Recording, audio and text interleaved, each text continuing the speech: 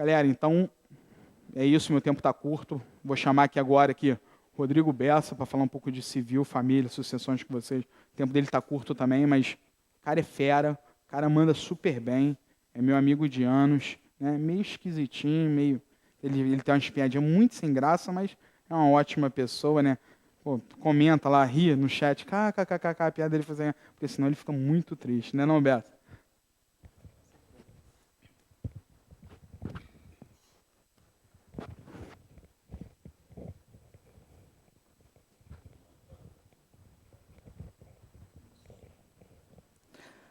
Boa tarde, galera do Ao Vivo, tudo bem? Para quem não me conhece, sou o Rodrigo Bessa. Vou conversar com vocês um pouquinho sobre responsabilidade civil, sucessões e família. Não vai precisar muito, que eu já gravei bastante coisa de família no Pente Fino 1 e no Intensivão da TV Exame também já tem bastante coisa. Primeiro, o que eu vou fazer com vocês? Vamos relaxar. Todo mundo aí está estudando há mó tempão. Eu estou completando 31 horas e meia acordado direto. Então, todo mundo tem que relaxar. Todo mundo está relaxado aí?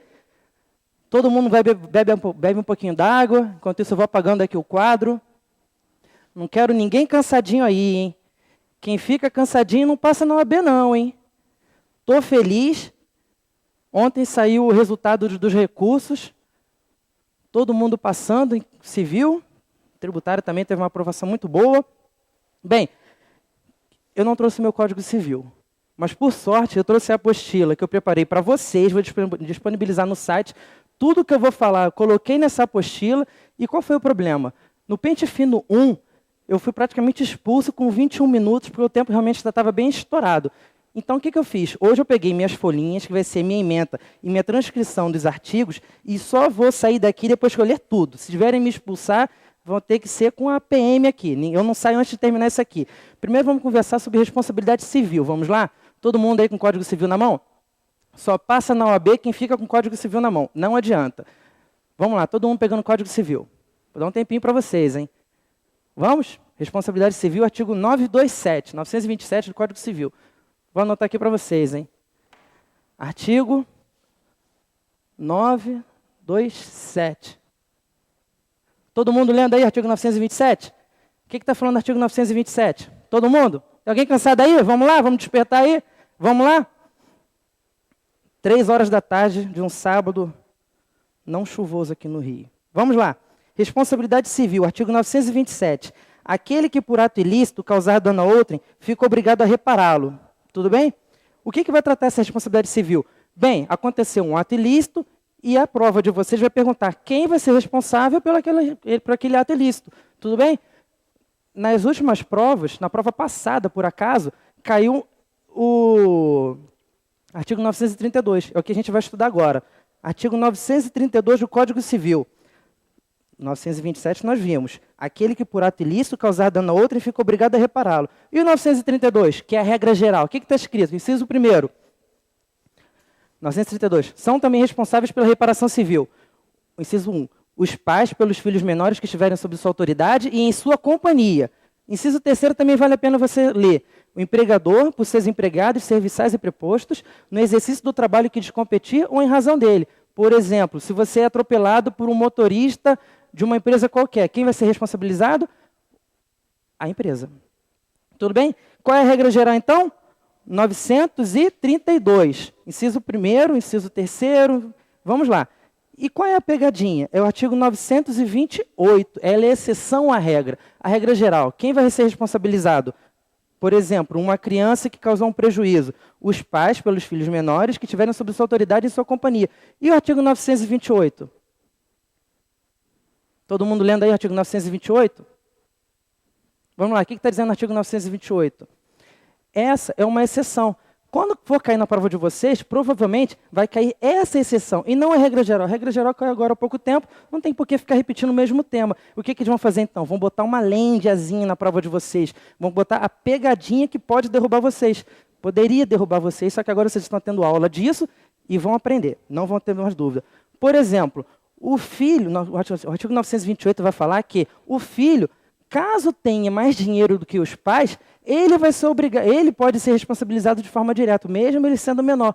Como seria um exemplo disso? Imagina que a Griselda Pereirão botou no testamento dela um sobrinho, pobre, humilde, e a Griselda veio, a Pereirão, milionária, veio a falecer, e o que ela fez? Colocou esse afilhado dela como herdeiro dela, e os pais que eram pobres passaram a ser administradores da fortuna do filho. O dinheiro é de quem? É dos pais ou dos filhos? Do filho. É do filho. Mas quem vai gerenciar? Os pais. Caso esse filho venha cometer um ato ilícito e a família tem que reparar o prejuízo, ao invés de você utilizar a regra geral no artigo 932, os pais pelos filhos menores, você vai utilizar o quê? O artigo 928. Se o filho tem dinheiro mais do que os pais, então é o filho que vai reparar esse dano, tudo bem? Essa é a exceção. Regra geral, então, 932. Qual vai ser a exceção? Caso o filho tenha mais dinheiro do que os pais, de repente ele herdou uma herança do avô, herdou uma herança da Griselda Pereirão, não importa. Essa, então, vai ser uma exceção. O artigo 928 vai ser uma exceção do artigo 932, caso o filho tenha uma condição financeira melhor que o pai. Então, nós vimos aqui 928, 932. Vale a pena também você ler aí 933. O que vai tratar o artigo 933? É o risco integral. A empresa, por exemplo, ela vai reparar, não importa de quem, se a culpa foi do motorista de uma empresa, quem vai reparar vai ser a empresa. Tudo bem? Vamos seguindo então? Vamos ler o artigo 929 do Código Civil? Pelo amor de Deus. Quem não tiver com o Código Civil aberto não vai passar na prova, por favor. Ah, tá ferrado. Todo mundo lendo aí o Código Civil. Artigo 929 agora. Se a pessoa lesada ou dono da coisa, assistir e lesar, direito à indenização do prejuízo. Bem, se uma pessoa foi... Vou dar um bom exemplo para isso aqui. Aconteceu há pouco tempo na prova de primeira fase. Uma pessoa estava dirigindo seu veículo por uma rua e veio uma criança, sei lá, de 12 anos, correndo na frente desse veículo. O que o motorista teve que fazer? Desviar dessa criança, né? Vamos salvar uma vida. Desviou dessa criança, bateu em um muro, destruiu o muro. Caramba, que problema. Como é que fica? Quem vai ser responsável para poder consertar aquele muro?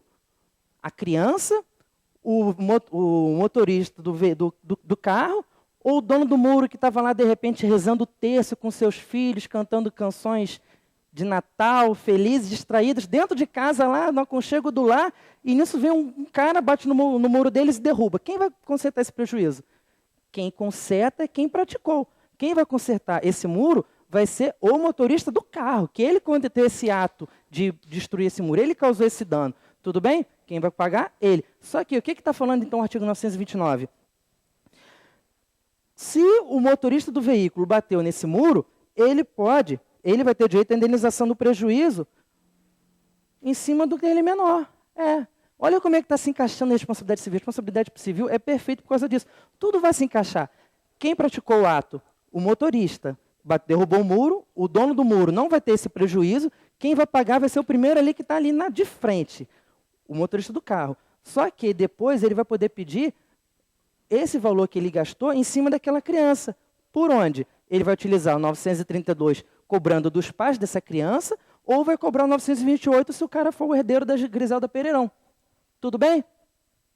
Todo mundo entendeu? Artigo 929 também. Bem legal. Tem ninguém cansado aí não, né? Se estiver cansado aí, desperta. Falta pouquinho. Depois de mim, agora você vai ter a professora de André Cabo de Trabalho. Tudo bem? Não vai demorar, eu prometo. 929, todo mundo lendo o artigo 929? Leiam aí, por favor.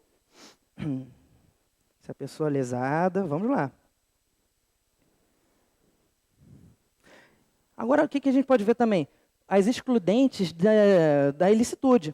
Por exemplo, pode ser o caso fortuito, força maior, só que não vai cair na sua prova o caso fortuito ou força maior.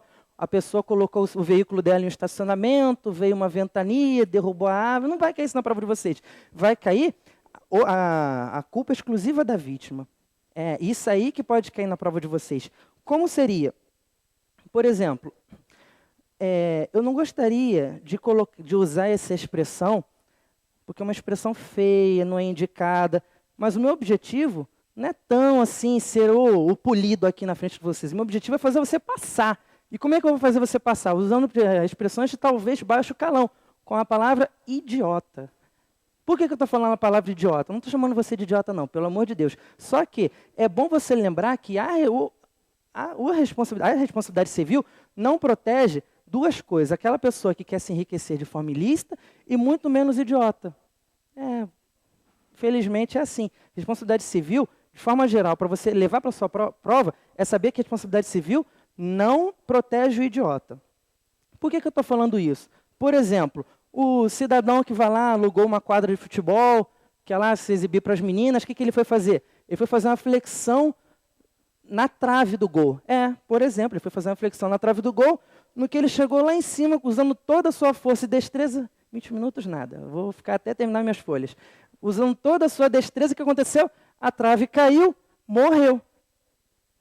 Então, o que vai fazer? Vai acionar o dono do ginásio, porque ele não teve uma manutenção adequada para a quadra, para as traves? Não. O responsabilidade civil não protege o idiota. Essa é a visão geral da doutrina. Tudo bem? Jurisprudência também, de forma geral. A responsabilidade civil não protege o idiota. Tudo bem? Vamos seguindo? Eu queria falar com vocês os excludentes de nexo causal também, que pode ser a culpa exclusiva da vítima, que seria esse caso do idiota que subiu o muro, subiu a trave, fato exclusivo de terceiro e caso fortuito força maior. E temos também que analisar a conduta, o dano e o nexo causal. Como é que a gente vai analisar a conduta, o dano e o nexo causal? Vou dar um exemplo aqui. Todo mundo já ouviu falar disso aí na faculdade, mas vamos lá mastigar isso aqui para ninguém ter mais dúvida. Conduta, dano e nexo causal, que é o que liga a conduta ao dano. Por exemplo, imagina que existe uma via rápida com carros circulando, uma passarela que passa por cima dessa via e todas as pessoas, quando querem atravessar essa via, o que é o prudente? Subir a passarela e passar por cima dessa via, tudo bem? O certo é esse. Só que imagina uma pessoa que se acha um ninja. Ele tem a destreza de desviar de todos os carros. Pelo menos ele acha que tem. O que vai acontecer? Ele foi lá, começou a atravessar a via, ao invés da passarela. Assumiu o risco, idiota, de querer passar ali embaixo da passarela correndo, não conseguiu desviar de todos os carros, foi atropelado, roletou, rodopiou e caiu de pulmão no chão. E aí, olha o problema.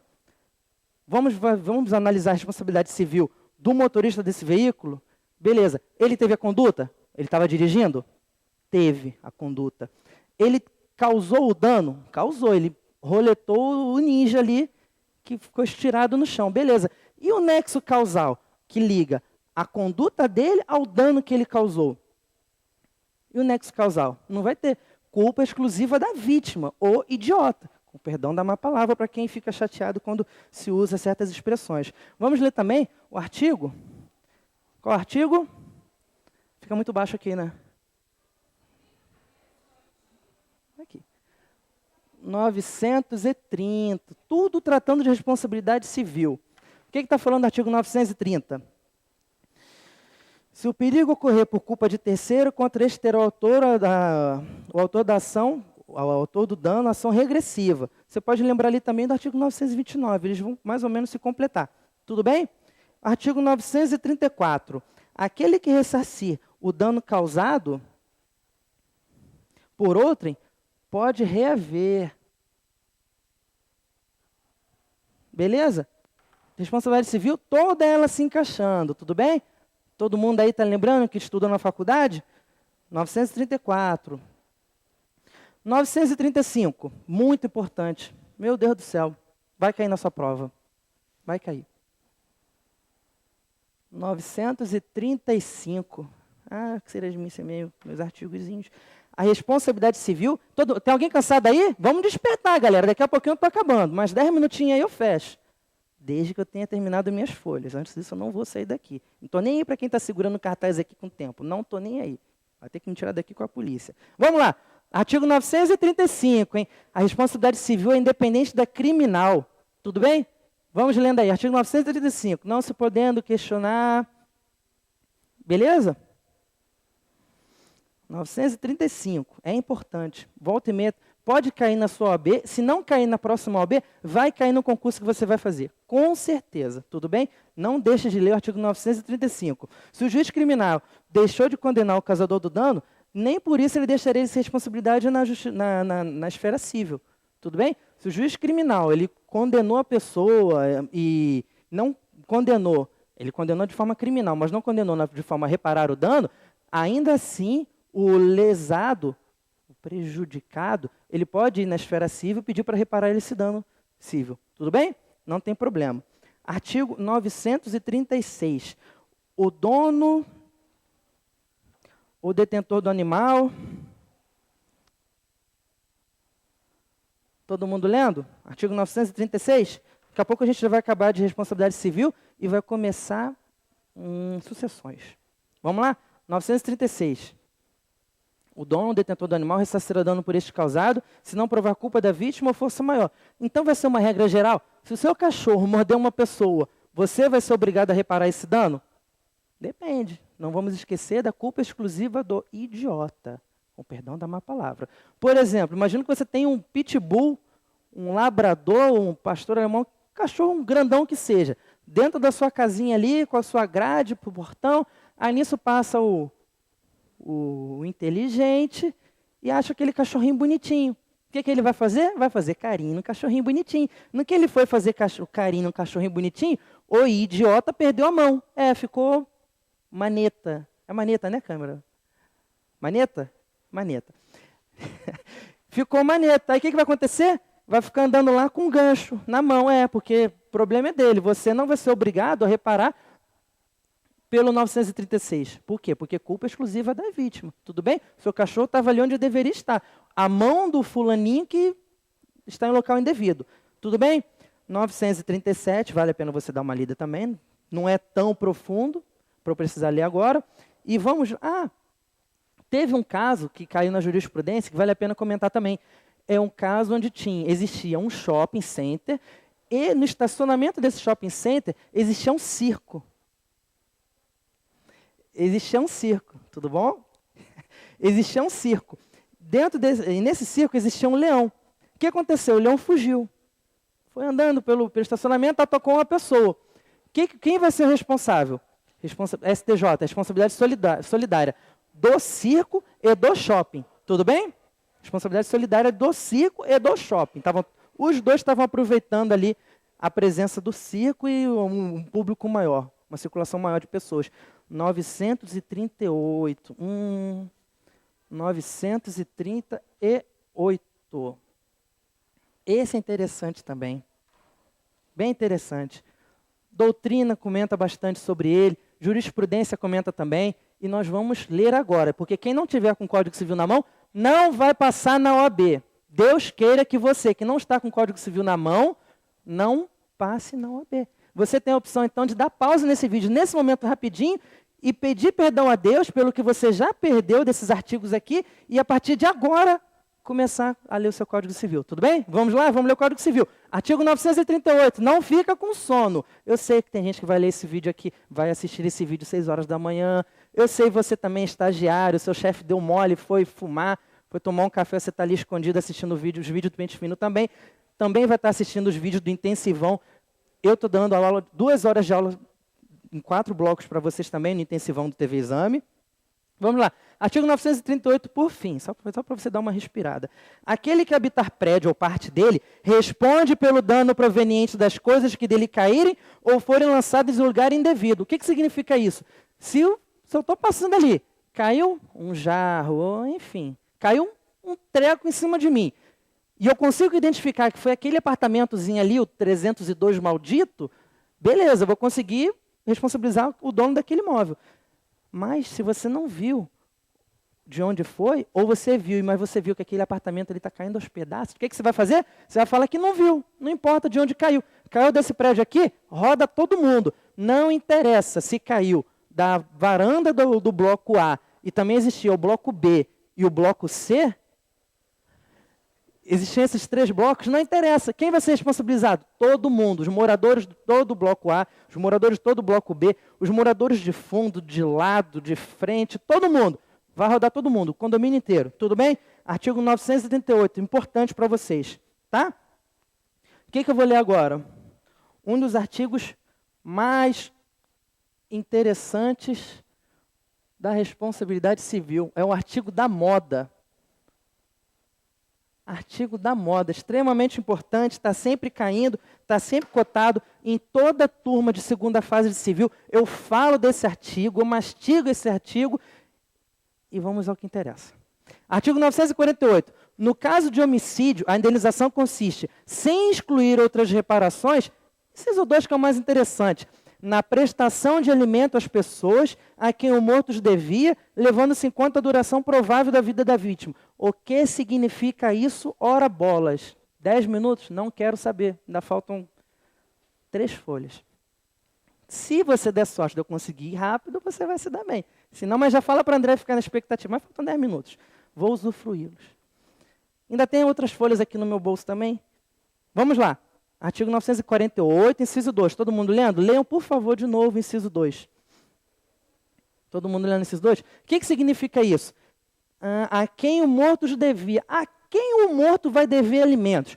Por exemplo, se um pai com 50 anos de idade sofre um acidente, foi atropelado, N coisas podem acontecer com esse pobre desse pai de 50 anos, por exemplo. O que vai acontecer? Ele tinha a obrigação de prestar alimentos para o seu filho menor e a sua esposa. Beleza. Só que, no momento que ele morre e ele deixa de pagar esses alimentos, a pessoa que cometeu aquele ato ilícito vai ser obrigada a reparar esse dano. Artigo 948, inciso 2. Na prestação de alimento às pessoas a quem o morto devia, levando-se em conta a duração provável de vida da vítima. Como seria isso? Mesmo que um juiz não tenha obrigado um pai a pagar os alimentos ao filho, mesmo que ele more com a sua esposa, com a sua companheira e com o seu filho menor, ele tem a obrigação de pagar os alimentos. A partir do momento que não tem mais esse pai, o filho morre de fome? Não. Quem praticou o ato ilícito vai pagar esses alimentos. Tudo bem? Estou falando muito rápido? Dá pausa, não tem jeito. Beleza, vamos lá. O que vai acontecer então? O STJ vai entender que a pessoa, o que praticou o ato ilícito, vai ter que pagar um valor de alimentos daquele momento, daquela idade que o pai, por exemplo, possuía, até o limite da expectativa de vida daquela pessoa. O STJ, agora aprofundando um pouquinho só, o STJ vai utilizar a base de faixa etária do IBGE para calcular a média de idade limite, deve ser, acho que 74 anos, 75 anos. Então, o que ele vai fazer? Finge que o IBGE está falando 74. Quando cair na sua prova, caso caia, ou concurso ou OAB, vai falar, o STJ vai utilizar a base do IBGE, ponto. Imagine, então, que seja 74 anos. O pai que faleceu com 50, ele teria ainda 24 anos, em tese, para pagar os alimentos para essa família. Então, o que a pessoa que praticou o ato ilícito vai ter que fazer? Vai ter que pegar ali os 24 anos de expectativa de vida que a pessoa ainda teria, multiplicar por 12 prestações anuais e chegar a um valor. Esse valor, a família vai fazer o quê? Vai pedir de uma vez só. Eu quero esse tantos mil, muitos mil reais de uma vez só. Vai estar lá. Quero, sei lá, que fosse 500 mil. Esses 12 meses, 20 vezes 24 anos, não tem ideia de quanto seja, vamos estipular em 500 mil. Vai pedir os 500 mil de uma vez só. Por quê? Porque você viu no pente fino 1 que os alimentos são irrepetíveis. Se a pessoa, se a empresa, ou quem cometeu o ato ilícito, pagar os 500 mil, já era. Não pode pedir de volta. Pagou, está pago. E o que é em contestação? A empresa que pagou esses 500 mil vai fazer, não, poxa, tudo bem, 500 mil, mas me permita pagar em prestações. Mas lembre que o pedido é que seja à vista. A contestação da empresa, que foi o do réu, vai pedir então que seja parcelado por mês, que acaba sendo o que tem acontecido mais, mas a ideia é sempre pedir direto. Uma outra coisa que pode cair também é quando atropela o filho. Não interessa se ele trabalha ou se ele não trabalha. Por exemplo, uma criança de 14 anos. Quem atropelou e quem causou aquele ilícito vai ser obrigado a reparar a família como se fosse como se o filho de 14 anos bancasse essa família também, prestasse alimentos aos pais. Então, qual é a idade que o STJ entende como limite? A idade que, em tese, a pessoa completa aquela idade, 25 anos, e a partir dos 25 anos a pessoa casa e vai constituir uma família própria e deixa de participar naquela família. Então, se eu causar um ilícito para uma criança de 14 anos, o réu vai ter que pagar as prestações mensais dos 14 anos até os 25 que aquela criança completaria. Tudo bem? Dos 14 a 25. A idade que o STJ está usando como máximo do menor, do filho, pagar aos pais, seria 25 anos. Tudo bem? 74 do pai para o filho e até 25 do filho para o pai. Não interessa se o filho trabalha ou não. Tudo bem? Quanto tempo ainda tenho? Pena que ainda tenho as 3 folhas. Vamos lá. Agora, depois nós vamos apresentar então a equipe de segunda fase de civil, tudo bem? Todo mundo, não deixe de assistir o Pente Fino 1, que está no YouTube liberado. Essa aula aqui possivelmente esteja também. Vai para o YouTube também e vai para a Fórum TV e não deixe de adquirir o nosso intensivão do TV Exame. 2 horas de cada professor que apareceu aqui, tudo bem? Incluindo o Pedro Barreto também, falando de deontologia. Não deixe de aproveitar. Outra coisa, quem tiver com dúvida na matéria, pelo amor de Deus, não deixe de me adicionar no Facebook. O Rodrigo Bessa está lá, eu estou no grupo do TV Exame, administrador. E você vai poder me achar e tirar dúvidas de matéria que eu falei do intensivão, matérias que eu falei no Pente Fino 1, matérias que eu falei do Pente Fino 2. Quem tiver também com dúvidas de processo, a pessoa ideal para falar sobre isso é o Rodrigo Gil, professor de processo civil da TV Exame. Tem também o professor Christian Piccone, que estão os dois ali me apressando, mas eu não vou sair daqui que ainda faltam 3 folhas. Christian Piccone, o Rodrigo Gil, o Rodrigo Bessa e a equipe de civil do TV Exame de Ordem, tudo bem? Vamos seguindo? Tem alguém com sono aí? Quer dar pausa, dormir 4 horinhas e daqui a pouco voltar? Não vale a pena, só faltam 3 folhinhas. Então vamos lá, vamos falar do dano moral. Não, dano moral todo mundo já sabe. Vamos direto para o dano estético. O que é o dano estético? Vai cair na prova de vocês. Infelizmente, eu tenho que falar isso para vocês. Vai cair. Mas nem infelizmente, é felizmente, porque a matéria é fácil. O que é um dano estético? Uma cicatriz? Uma queimadura? Tudo isso pode ser dano estético. Só que qual é a pegadinha? O dano estético pode ser até uma cirurgia em um órgão que você possa ter feito. Só que quem vai dizer que houve aquele dano estético? Eu estou com uma cicatriz aqui, quero ser indenizado por dano estético. Quem vai decidir que há dano estético ou não há dano estético é o laudo do médico que te atendeu. O médico vai colocar, há dano estético. Com esse laudo, aí você vai poder pedir sua indenização. Aí qual é o grande X da questão? Pode ser que eu tenha que, por conta de um acidente, eu possa ter que operei um órgão qualquer, não tenho cicatriz nenhuma, mas se o médico colocar que aquela lesão me causou um dano em um órgão, pode ser considerado, então, um dano estético e vai ser indenizado, tudo bem? E o dano que volta e meia está caindo na jurisprudência, todo mundo fica com uma certa dúvida nisso, não adianta que ainda faltam 3 folhas. Dano moral in re ipsa. Vou escrever aqui para vocês. Você se importa se eu ficar de costas um pouquinho? Todo mundo aí beber água? Dá pausa aí rapidinho e vai lá beber água. E se for no banheiro, lave as mãos, por favor.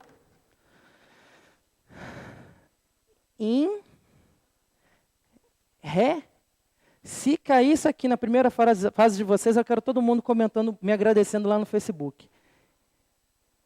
Porque ninguém ia saber isso aqui, essa expressão dificilzinha, chatinha, que quando cai ninguém sabe, mas é absolutamente fácil.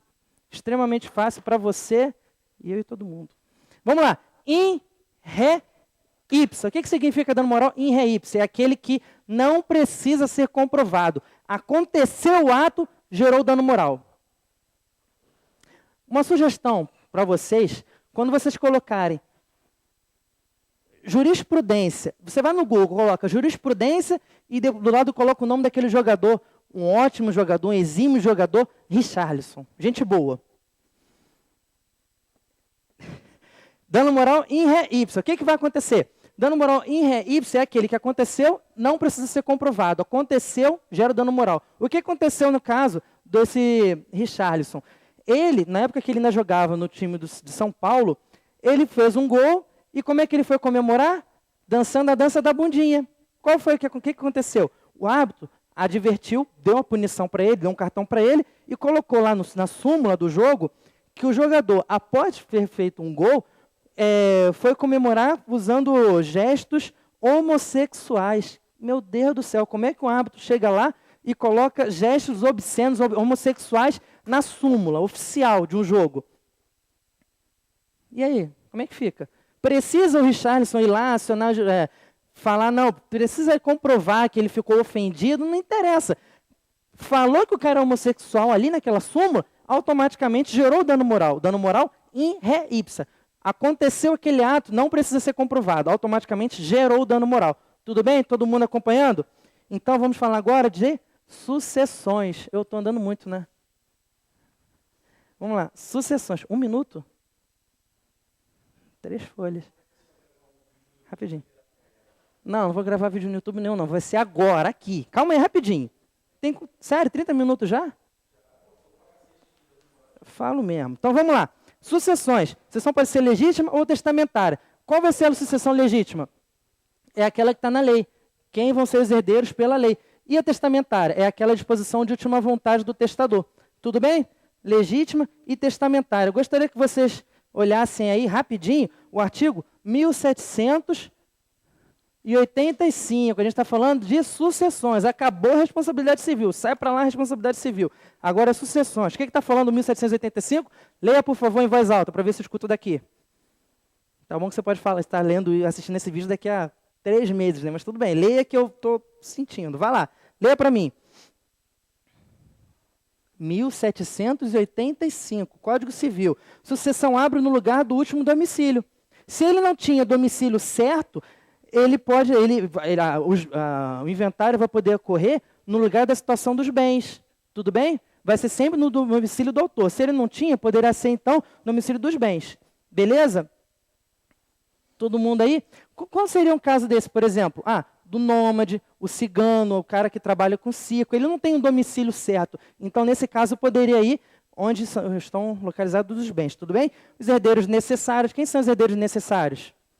O filho, certo? E os herdeiros facultativos. É aquele que eu posso colocar no meu testamento ou não. Os herdeiros necessários, eu sou obrigado a colocar eles no meu testamento. Se eu não colocar no testamento, de qualquer forma, eles vão ter aquele direito de receber a herança. Mas os facultativos, eu posso colocar no testamento ou não. Não tenho a mínima obrigação de dar nada para os meus herdeiros facultativos. Quem seria, por exemplo, os colaterais até o 4º grau? Tudo bem? Todo mundo sabe a contagem de grau de parentesco? Posso falar a contagem de grau de parentesco? Sério, mas 5 minutinhos só, por favor, 5 minutinhos. 8. Vamos lá. Contagem de grau de parentesco. Eu.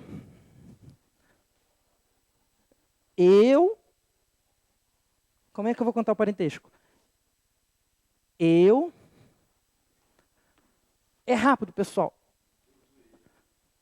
Só umas 2 folhas.